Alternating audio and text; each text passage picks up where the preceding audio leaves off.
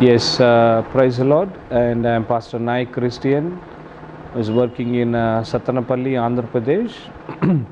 I'm so happy to meet you through this video because God has given this wonderful opportunity to share about my testimony, how I became a one true God believer, and also before that, how I became a Sunday pastor, and from the Hinduism, how I converted from to Christianity. This is a big testimony because in my life I don't know about Christ and his sacrifice for me on the cross, but I came out from the Hinduism because my family is very strong Hindu rooted family, and we used to worship a lot of gods in my family, and my mother used to teach me about how to worship the images and gods and how to do the pujas and all these things. I am also very professional to do all these pujas and making and pleasing gods through some praising words and mantras and all these things. And we used to put all the times the coconuts and flowers and offer those things as a holy sacrifice to Lord Balaji and Shiva and all these gods. But in my life, I am worshipping all these Hindu gods, but there is no peace and there is no happiness in my life. When I was in 10th class, 10th standard, then I was in a lot of struggles because during that time with my friends, I come to know and I learned very bad habits because about drinking the wine and smoking and going to movies and here and there. This is what my life, and those friends are teaching me all these bad habits, and my life also going along with them, and I don't have any good hope in my future, whether I have a better future or good life, because almost I addicted with the alcohol, and I learned how to drink the alcohol, and it makes my body to completely shutting down and going poison in my liver and all these things. And during that time in my family, because my family we called Banjara tribe, and we came out from Banjara community. We are very poor and low caste in Indian community. That's why in our community there are very few people, those who studied highly educated like post graduation courses, and very few people those who are educated, because this community is completely uneducated community, and no one teach them to how to go for further studies, and they are agricultural laborers. Not only that, they mostly they are the rickshaw pullers, those who are doing the labor work on the roadside, many people, and a very poor community. And there is a lot of discriminated about this community, because this community was completely discriminated by the higher caste people. And in this community there are very few people those who studied first standard and second standard. So that's why we don't know value of the education. So my life also, just when I became this friend circle with the all other friends, those who teach me all these bad habits, even I doesn't care about the study and studying in future to be a good gentleman, to be a good employee, to being a nice man. But I don't know all this value of the studies and value of good life like a employee, or a good life like a postgraduate student. But in those days our family is struggling a lot of things, and my father is a rickshaw puller, daily wise worker, and my mother is a daily wise labor in the houses, and we are three brothers. I am elder, and I have one brother and one sister, so I am the elder one. And during that time they are very kids. I am the elder one in my family, and we have a small house which is the during that time government has given the free for the scheduled tribe. We called scheduled tribe community, and so they were given us a small house through the government of India. So in that small house we are living in this colony called Banjara colony, ST community colony. And our family is very poor family among this colony, and even though colony people are also all the poor community people, and it is very hard to eat 2 times a day, because there is no rice during that time. And this community was discriminated by the higher upper caste people, so they were discriminated, this community, and they never give any works. So this community for my family and we are suffering a lot. And even if we want to find out any work, we have to do especially very low cost work like cleaning and very poor work. For that they will give very little pay, and so that with that money it is very hard to survive my family. And my father used to do rickshaw pulling work, and my father is a rickshaw puller. So whole day he will be pulling the rickshaw, and during that time it is very hard to get 50 rupees to whole day. If he work whole day in the very hot summer, he is sweating a lot, and very hard to get 50 rupees for a day, because during that time very less charges to carrying one place to one place, 2 or 3 people, like 2 rupees and 3 rupees they used to give to the rickshaw puller. So it is very hard to feed 3 of us. It is very big burden to my father. And also during that time they are uneducated, my parents, so my father used to drink a lot of alcohol. So whatever he do the work from morning to evening 5 o'clock, and half of the money used to use that money for drinking alcohol. And after alcohol he comes to home, and it is very hardly we get 10 or 15 rupees in his pocket. With the 10-15 rupees it is very hard to buy the rice and vegetables and things for feeding 3 of us. And also my mother used to be a labor worker in the houses. She used to go for the cleaning, and also we used to do for the agriculture work also. During that time it is very hard to get the works because of the community discrimination. So like that our family is running, and we are very poor people in the community. And if anybody having the rice, they will give us, so we will eat. And sometimes my mother go to the cleaning of the rich people's house, whatever the leftover food they give, and my mother used to bring that food, and she used to feed 3 of us. So that is what our family. And also when my father drinks the wine, drinks the alcohol, and he come and beat my mother, during that time it is very hard to control him, because he was possessing with supernatural power with the alcohol. No one can control him. And during that time my mother used to run away from the house to house, but he used to beat, and we 3 children stay in a small hut. There is no electricity power.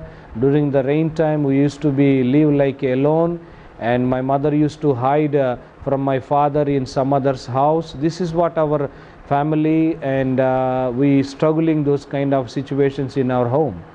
And during that time so I started to study in the school. Actually during that time we have a government school here. In that government school I used to go to the school, and after a government school finishing, then I went to higher studies like a 10th class, 6th, 7th, 8th, 9th, 10th.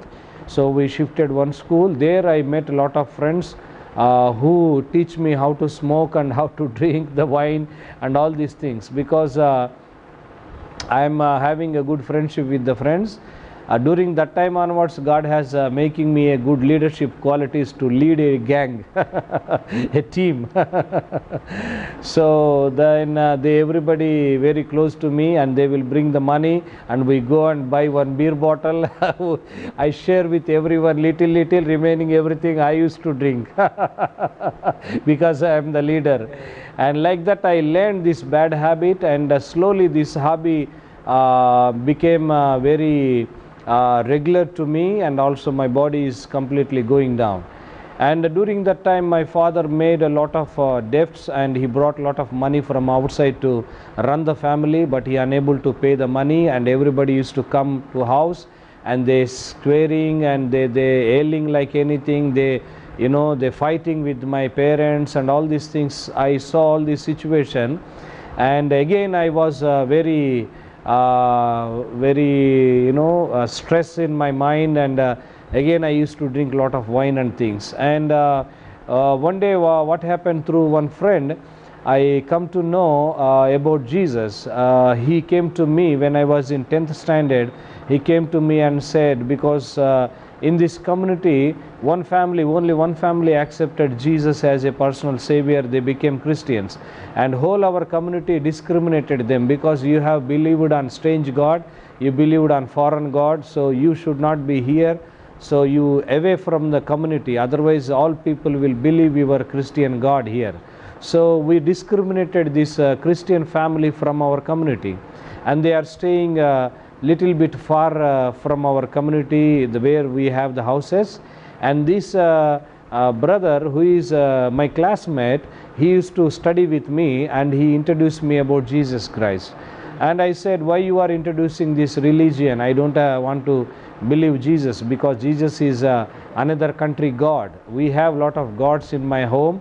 My mother teach me, she also taught me how to worship all the images and God and Lord Shiva and Balaji and all these gods, and I know how to please them, I know how to please them also, I know how to worship them. But one thing, this brother, he constantly, he is coming to me regularly and sharing about Jesus, sharing about Jesus. One day he brought a New Testament, and he said, this is Bible, if you read your life will be changed. Just I throw that Bible on his face, because I am very angry and I don't want to be a Christian, because the Christian religion and Christ is not our Indian God. I think he is a foreign God. That's what I know from my community. And we have many gods. Why I need to worship other God? We have many gods, and we have many, you know, gods who can save us. That's what my blind idea. It is my, you know, blindness. But I rejected many times. Whenever he comes with gospel of Jesus Christ, I thrown few times Bible on his face, I spitted on him, and I scold him lot of bad words. Why you bringing all these things? But he never say anything to me. But during that time when my family was struggling, I was in 10th standard, and so I failed my 10th class, because I am having all these bad habits. I didn't regularly go to the school, I didn't study well, so that I failed in a few subjects. Then I decided to go and work in some other state like Tamil Nadu. I want to go to Tamil Nadu. There I want to work and get money to feed my family, to pay whatever my father brought the debts. So I want to clear all these debts. So that's why I decided myself to go to Tamil Nadu. There I want to be a laborer in a company or factory, and I want to get some money, and I will come back after 1 year or 2 years after doing work and getting some money. This is what I decided. So when I traveling by train, so during that time one tragedy thing was happened, because one of my friend told me, I will pay your tickets, so if you come with me, I am also going to Tamil Nadu, so you can come to same train, you can come to Tamil Nadu, I will find out a good job in a factory. That's what he said to me. But evening our train is 8:20 in our place Sattanapalli, Chennai Express. So when I tried to get into the train, and I couldn't find out where is my friend, which box he is inside. But during that time we don't have any mobile phones to contact, and he is inside. But I tried to catch him. Where he is, I want to find out him, because the train is moving very fast, very speed, and so in that speed I want to get into the train, but by accidentally I was fell down on the platform, and a very dangerous situation, because my two legs supposed to go gap between train and the platform, in this gap my two legs supposed to be go inside, but by God's grace I fell down aside. And again I raise up, and all my clothes and rice and everything is put away, and all these things are split all the way places, and again I put in bag. Again I am running to catch the train. Then again I catch the train, I put my feet, again I fell down, because very fast train is moving very speed. It is very speed now. Almost 17th box is moving very speed in the night time. So they doesn't know I am getting into the train. So the train is very fast. Again second time also I fall down. When I fell down, and then a third time again I am trying to get into the train, there are some people are standing behind me, and they came and catch me that you want to die, otherwise you supposed to be your two legs has to be chopped out, because of the platform and the train in between gap, you supposed to be fell down in this gap, you will be die. So by God's grace you are survey. Again why you are running and catching the train? That's what they said to me. And immediately my parents came, because my house is very near to the railway station, and they came and they cried like anything, and these fellows explained what happened to me. 2 times I fell down on the platform.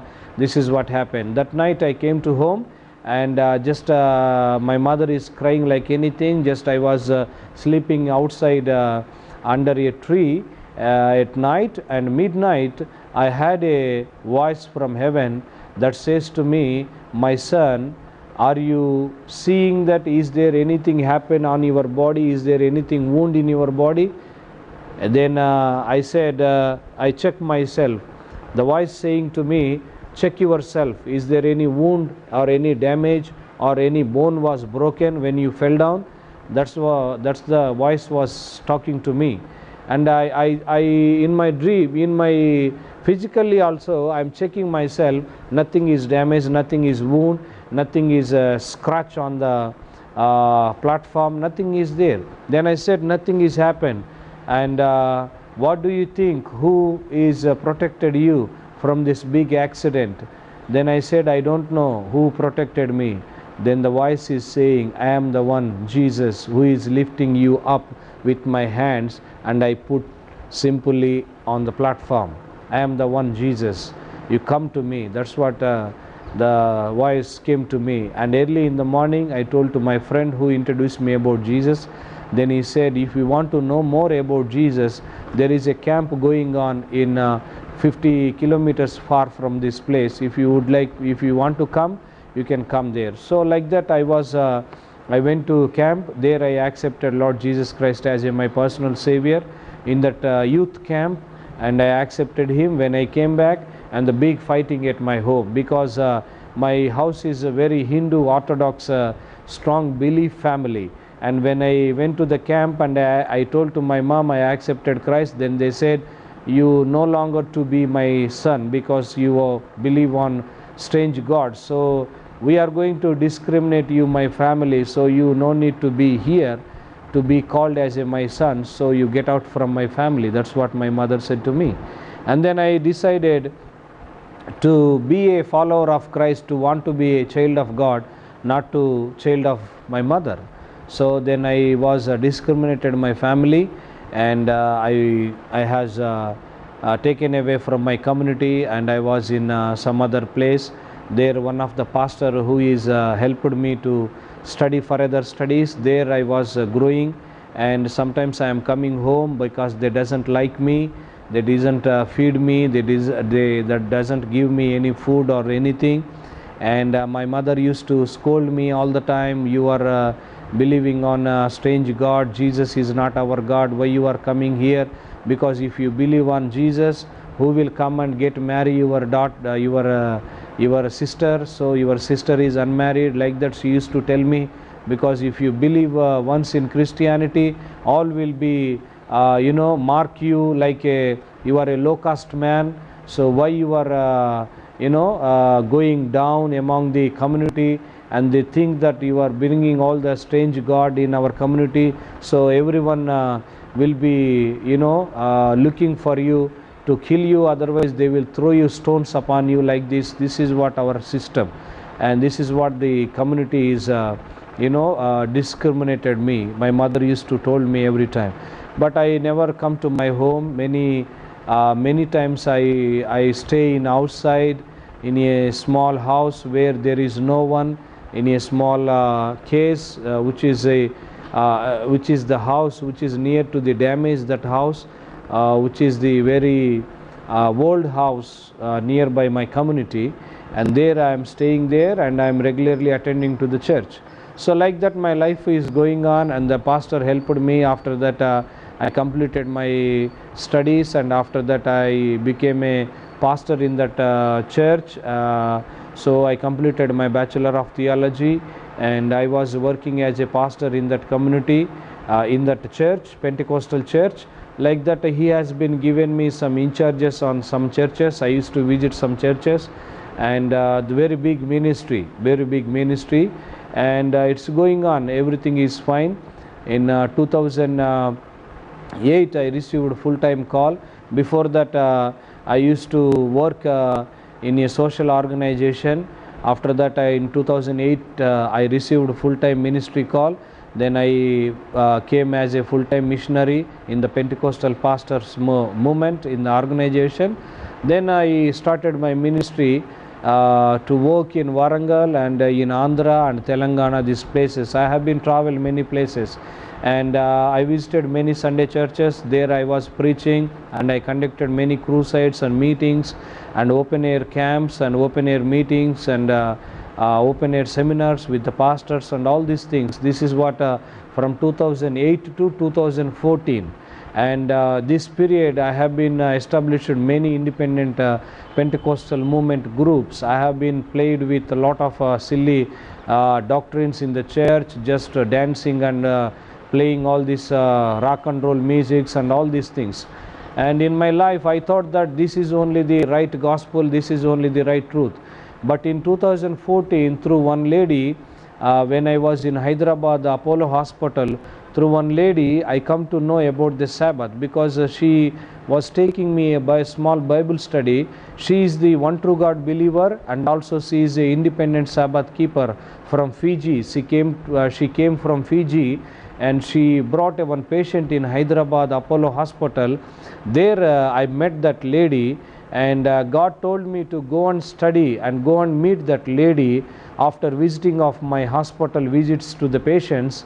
When I coming back from evening at 4 o'clock, the voice of the Lord is saying to me, go and meet that lady, my son. So when I went to meet this lady, and she already praying for since 6 days onwards, because she don't want to go and visit some pastor, but she is asking the Lord, Lord, who is the right person to take this one true God message and Sabbath truth to India? Please send him to my room. I don't want to go out and call anyone, but you are the one true God. Please send that man who is the right person to come and take this gospel to the India. So you send him. Like that she is praying since 6 days onwards.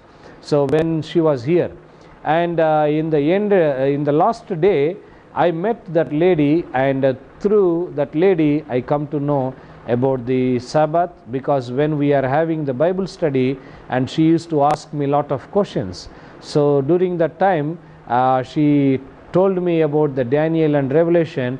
During that conversation I come to know about the Sabbath is still alive, and Sabbath is still existed. And I never study about the Sabbath in my theological institution or in my studies and in my church also. But when she told me, that is a new light to me. And also she told me about the Trinity, because Trinity is a pagan doctrine. That's what she explained to me. Because during that time I am a 100% believing the Trinity, and I am preaching, and Holy Spirit is another being. Like that I preaching in the church. But when she is saying to me, and completely it is a new different teaching to me, it is very hard to mingle, and it is very hard to accept and understand for my knowledge. And she is talking to me these things, but the Spirit of the Lord is saying to me, just listen and write down everything. And during that time I recorded and listened, and I wrote all the things in a notebook, whatever she is speaking to me and explaining me the references from Daniel and Revelation and all from the Bible. And I come to know, and Sabbath is still existed, and Sabbath never changed because of the Roman Catholic people changed this issue. I come to know, and when I came back to my home after her Bible study, then it was almost a very big disturbance in my life, because I have everything. I am a big pastor. I am called to be a reverend and visiting here and there, lot of churches, lot of pastors and all these things. But now if I believe this Sabbath, what about my future? What about my children? What about my wife and all these things? This is a big question mark to me. But I want to clear this issue from the Lord. If it is Sabbath is still existed, let Lord speak to me. That's what I decided in my life. And I chosen one good decision, which is I want to spend time with the Lord for a few days on the mountain to clear this issue. Then I went to the mountain, and there I find out God has given me the sign about Exodus chapter 31. There he was saying that this Sabbath covenant is forever and ever. So it is not changeable. It is forever and ever. It is everlasting covenant. That's what the God gave me the promise. Then I came back from the mountain, and I decided, my wife and we went to the Pentecostal pastor. I told him, see, this is what God has spoken to me. I find out the truth, and I want to follow the Sabbath. Then he said, somebody change your mind, because you are not why you are believing the Sabbath. Sabbath is nailed to the cross. We are not under the law, we are under the grace. That's what he is saying to me. But I said, no man has given this truth to me, but God himself only revealed this truth to me when I was spending my fasting time with 7 days with the Lord on the mountain. There itself only I hear this word from the Bible. So God has given me the clear 100% green signal to keep the Sabbath. Still Sabbath is existed, so I want to follow the Sabbath. Then he said, you are going to lose all your profits, and we can't help you anything, so all doors will be shutting down before you. That's what he said. Then I said, no problem. I want to be on the truth side. I don't want to be preach error in my church to lead them in the wrong teaching. And Sabbath is there because it is established. God spoken to me, and I know Sabbath is still alive, so I want to keep the Sabbath. So that's what I told him. Then he said, okay, as you like, if you want to follow the Sabbath, and we are going to dismiss you from our organization. We are going to cancel all your contracts and all your this thing. So then I decided, okay, God is faithful, who called me to do and to preach this message and to keep the Sabbath. He can feed my family. Nothing is hard to God, and he do everything. He knows everything. So I decided myself, and I committed my family, and we started to keep the Sabbath in Warangal. During that time we suffer a lot because no one is supporting, and all the doors were shut down. All remaining 14 branch churches and all other churches, they all closed their doors because pastor has sent the message, he is a false prophet, don't allow him to preach in your church, because I am preaching about the Sabbath, I am preaching about the God's commandment. And all the churches was closed their door, and they don't want to talk to me, they don't want to support me, they don't want to give anything to me. During that time we had a very tough time, but still we not lose the hope on Christ, and still we holding the truth. And myself and my family, my 2 children, we struggling a lot to survive. No food, no water, because no one is supporting. Very little church in Warangal, very few people, very hard to survive. At least very hard to get 50 rupees per month, the tithe and offering in our church. And very suffering and very hard time fasting and just going forward. And during that time God has given me wonderful opportunity, and he opened the doors to study in Fiji with this lady. They opened the wonderful doors to come to Fiji. There I went to know I went there to study about the spirit of prophecy, medical missionary training. There I was trained as a medical missionary worker, and I have been learned all this medical missionary stuff and how to do and patients, and I studied all the prophecies and prophetical training school. Then I came back, and in 2015, and God gave me the vision to start a small church here in Satanapalli, because this is my hometown where I was discriminated from my family and from my community, and God sent me back to this community and to start this church.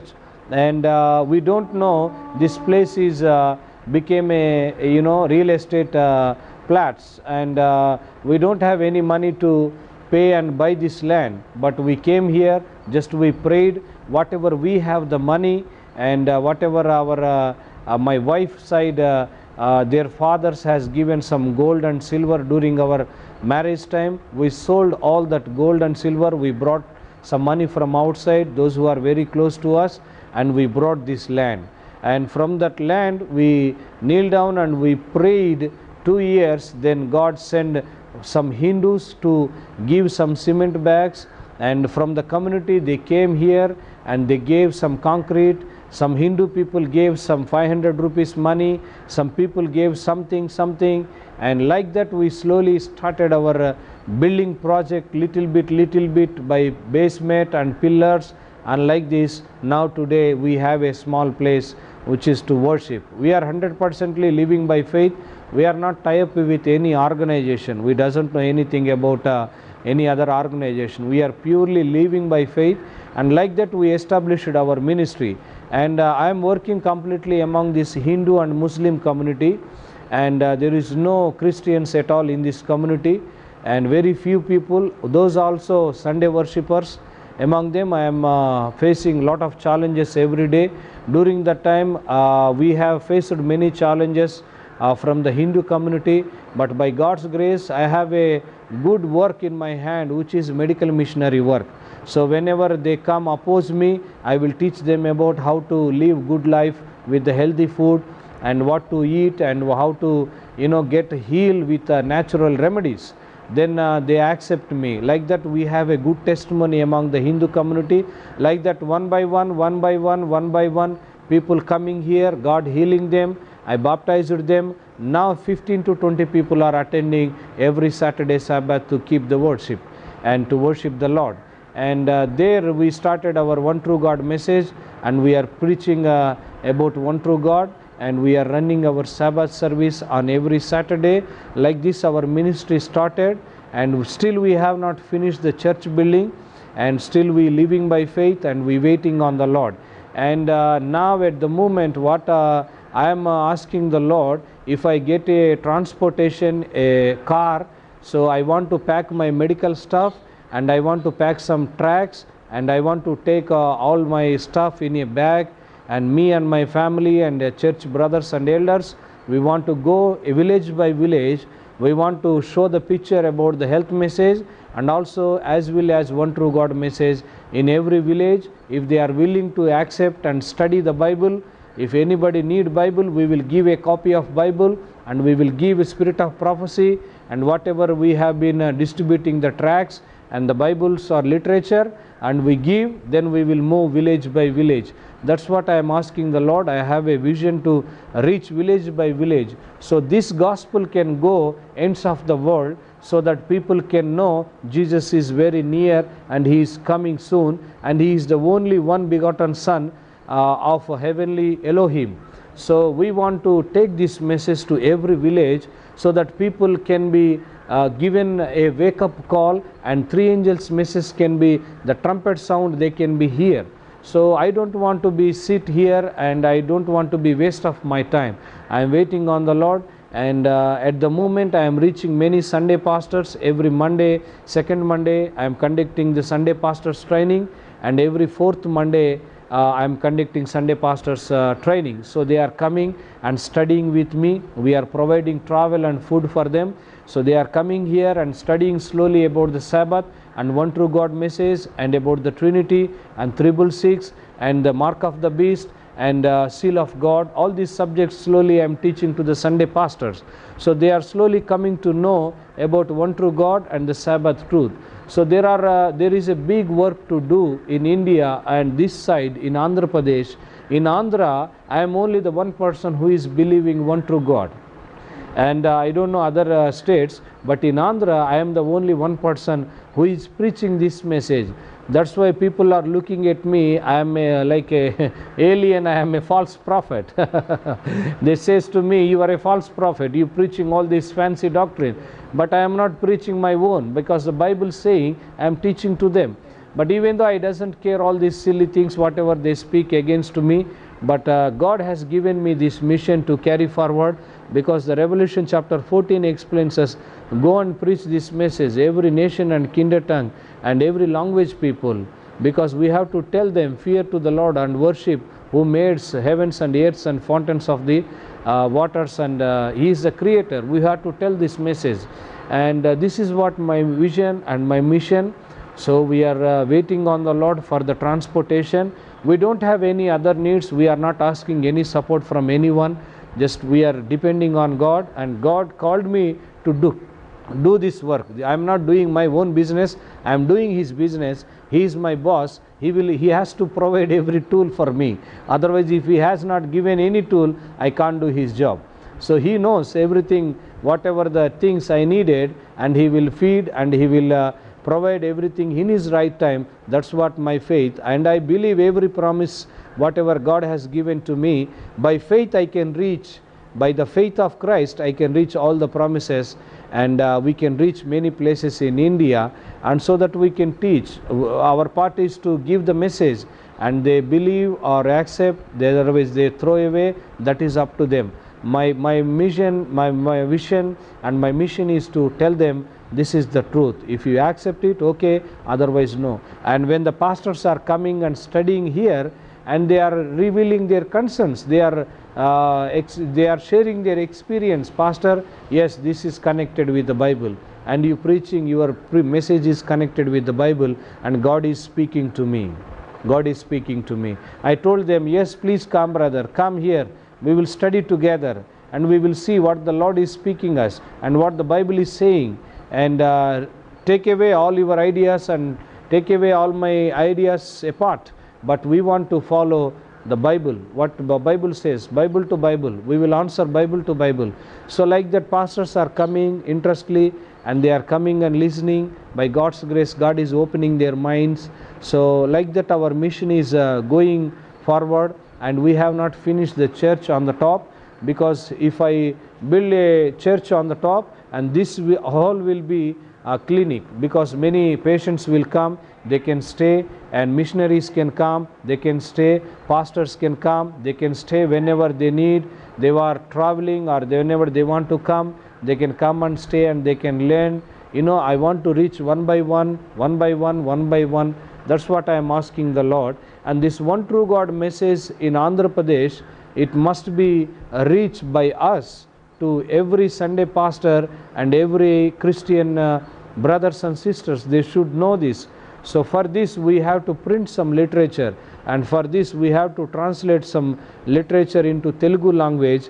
Then we can print out, and we can share this message to many people, so they can also come to know this one true God message. So this is the things. You would like to ask any questions and things? That's up to you. Thank you, Pastor. Yeah. Pastor, can you tell us something about how you got, you told us how you got this land. Yeah. Whom have you dedicated this land to? Actually, this land is, when we are buying this land, this is a big struggle in my heart, because during that time I asked some pastors counseling, because they said to me, Pastor, you are buying this land, you are spending all your money and gold, you sold everything. Why can't you register this land on your name? That's what all pastors experience.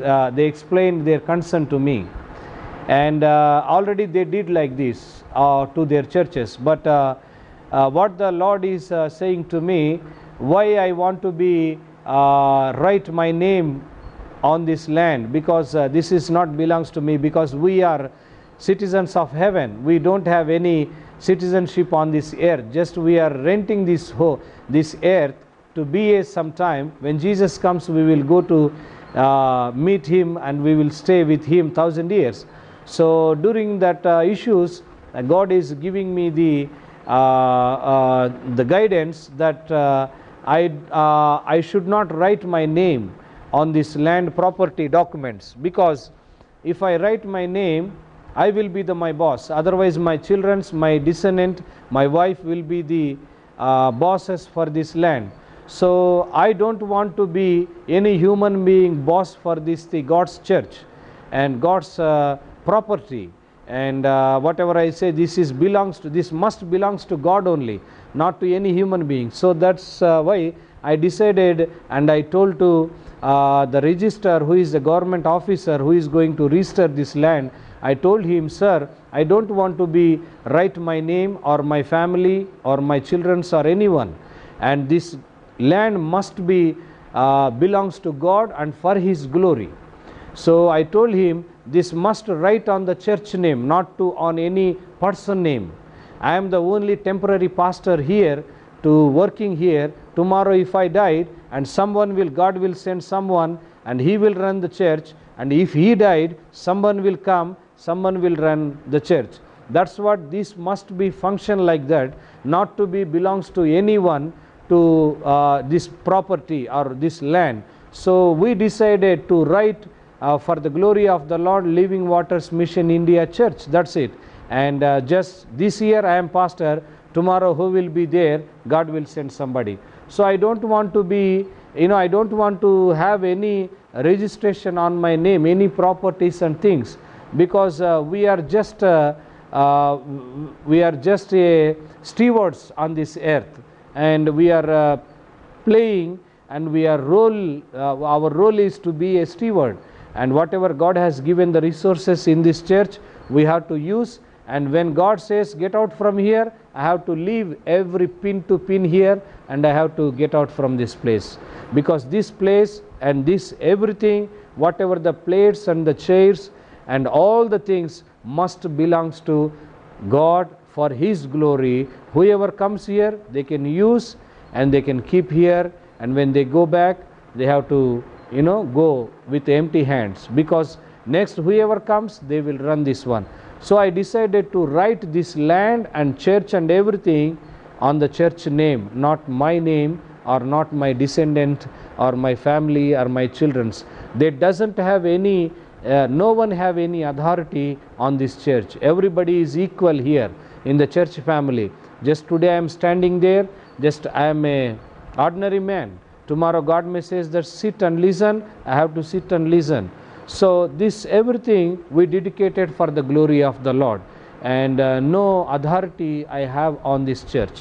Just I am a worker here, just I am a laborer in this God's house, in this God's property. Just I am a steward to deal this one, protect this one. That's it. This is not belongs to my church, and this is not belongs to my property. That's what I decided, and I dedicated everything on the church name. And even God has given the money, and even whatever we have spent, that's everything God has given to us. So but we want to give everything to him. Then only God step in this project and in this building. Then God started to finish this building, and now we have a little place to worship. Even we have not finished the church, and we have the place to worship the Lord.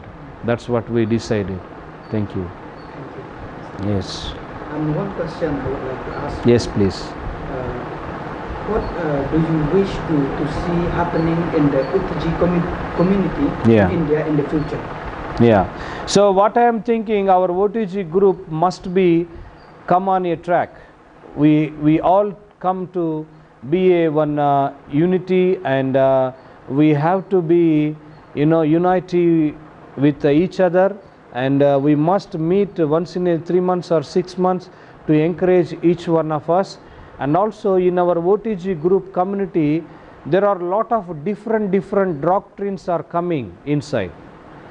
Especially we are forgetting the pioneers' pillars, the pioneers' doctrine.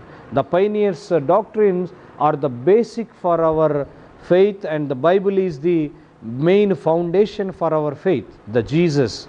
And lot of doctrines, when the doctrines are coming in our OTG group, and people are slightly they are taking a turn and they are thinking that we are right. But when we sit together and discuss each one of the issue, and we may have one good unity, and we can take this movement, and when we come together and when we will be in unity, then only we can take this movement to all over the places in India. So my concern is, we have to be gather once in a 6 months and gather together, and we have to discuss the mission and what we are doing, what we need, what that brothers are suffering. We have to think each one of them and encourage them. We have to visit each one of them, so that this movement can be alive. If you are doing ministry in your place, I am doing ministry in my place, that is not the right, because we all have to come in one platform, and from there we have to share our concern and prayers. And especially we have to create one prayer group. In that prayer group we have to create a prayer request, and we have to share to all the brothers, so that they can be praying for each others. And also we have to line up with all the doctrines, whatever the new light is coming, and whether it is from the Bible, whether it is from the spirit of prophecy or not. If it is not from the spirit of prophecy, whether it is not from the Bible, simply we have to erase it. We have to just throw it away. And if it is lining up with the spirit of prophecy, and it is lining up with the Bible, then we have to discuss and accept and follow, and we ask the Lord's guidance to go forward. So OTG group, when we created just a WhatsApp group, but what kind of activities we are doing from the WhatsApp group? Nothing. Now after long time you came here, that is a great achievement, and you are going somewhere, that's good, and we are going and we are reaching, and like this our brothers has to step into the mission field. We are sitting in your place, what is the use of it? Nothing. And we are preaching the same people, no use. We have to go to the Sunday pastors, we have to go to Gentiles, we have to go to Muslim, we have to go to Hindus, we have to go to Sunday pastors, wherever the God is opening the doors. I am receiving lot of calls from the Sunday pastors, because I have lot of contacts from them, and I am receiving lot of calls, but because of some things I couldn't go to these long places. So if God provides, I am ready to go anywhere in India to preach and to teach this message. We should have this kind of vision, and we have this kind of mission, so that we can travel, we can go place by place, and we can see the people's need. Then we have to immediately respond. We don't say any words, we have to show the love in actions. When we show love in actions, people will come to know really we are having the Christ in our life, in us, so they can see the experience. So we no need to fight about the doctrines and things. We have to step into the mission field, then only you can see what is the need, and how the people are living, what is their customs, what is their culture, what is the need, what is they need to know more. We can teach them, we can explain them. Yeah, that will be my concern. And God has given us this OTG group is good, but worldwide OTG group also should know this Indian OTG group need our support. They should recognize that, because SDA people are supporting to the SDA groups, and they are Sunday people are Pentecostal, they are supported by themselves. I am not talking about the financial support, I am talking about at least oral support, the moral support. Hey, pastor, we are there, just you don't worry, keep on, do the good work. At least there is no one to say we are here for you, we are praying for you. That is a very sad news. So the worldwide OTG group also must connect with us, not to support financially, but they at least teach us how to live by faith and how to see the power of God in our life, and how to meet the needs wisely, how to live, to understand more spirit of prophecy, to understand more about Jesus and his second coming and the end time events, all these things. We need training, because otherwise we won't be strong enough. So sometimes they come and teach like that. I suggest them, if they come and teach us, that would be nice, unless they preach any crazy doctrines in our church. Thank you very much. Yes. Pastor. Yes. It's very encouraging to get to know that. Yes. Yeah. I hope people will pay heed to this message. That's true. Me too, Pastors. I'm so blessed to Yeah, hear that's true. testimonies. Thank you, my brother. I wish Yes. to have more time with you, to talk more, because